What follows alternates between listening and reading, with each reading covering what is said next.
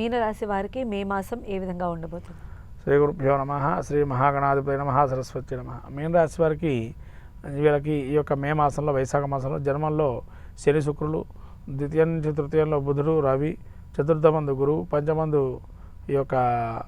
పంచమందు కుజుడు, షష్టమందు కేతువు, 12లో రాహు. ఈ రకంగా గ్రహస్థితి చూస్తే జన్మంలో శని సంచారం చేస్తున్నాడు కాబట్టి కొంతవరకు ఈ భ్రూకిటం అంటే మనకు నాభి నుంచి ఈ మెడ వరకు కూడా కొన్ని రకరకాలైనటువంటి ఇబ్బందులు, అనారోగ్య సమస్యలు వచ్చే అవకాశం ఉంటుంది. జన్మలో శుక్రుడు ఉన్నాడు కాబట్టి అతిగా భోజనం చేయటం, అతిగా మోతాదులో తీసుకోవటం, భోజనం కావచ్చు, పానీయాలు కావచ్చు, అలా ఇబ్బంది పడే అవకాశం ఉంటుంది అనారోగ్యంగా.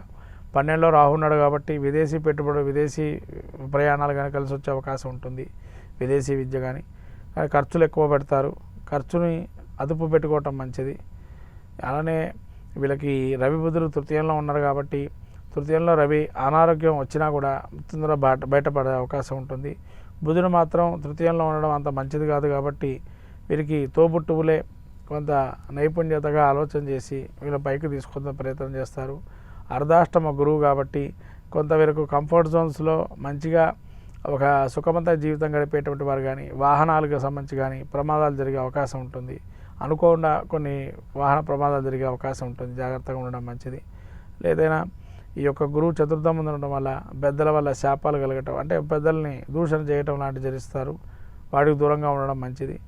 పంచమంలో కుజుడు ఉండడం వల్ల ఈ యొక్క సంతానం కూడా మాట వినకపోవటం, సంతాన రీత్యా కూడా ఇబ్బందులు కలగటం, సంతానం కూడా కొంత వ్యతిరేక భావన ఉండటం, అలానే పేరు తెచ్చుకున్న చోటే మీకు ఇబ్బంది పడటం, ఆ పేరు ఉన్నట్టుండి కోల్పోవటం అని కొన్ని మిమ్మల్ని క్రిటిసైజ్ చేయటం, విమర్శన ధోరణి ఉండటం జరుగుతుంది. అలానే కేతువు వీళ్ళకి ఈ యొక్క 6లో ఉండడం వల్ల కొంత భక్తి జ్ఞాన వైరాగ్యాలు కానీ, తెలియని వ్యాధి ఒకటి వచ్చి మళ్ళీ వెళ్ళిపోవటం లాంటివి జరిగే అవకాశం ఉంటుంది. ఈ 12లో రాహు ఉండడం నిరాశ నిస్పృహలు, కొంత కంటికి సంబంధించిన వ్యాధులు కానీ, తర్వాత పాదాలకు సంబంధించిన వ్యాధి కానీ వచ్చే అవకాశం ఉంటుంది. ప్రయాణాలు చేసేటప్పుడు జాగ్రత్తగా ప్రయాణం చేయడం మంచిది.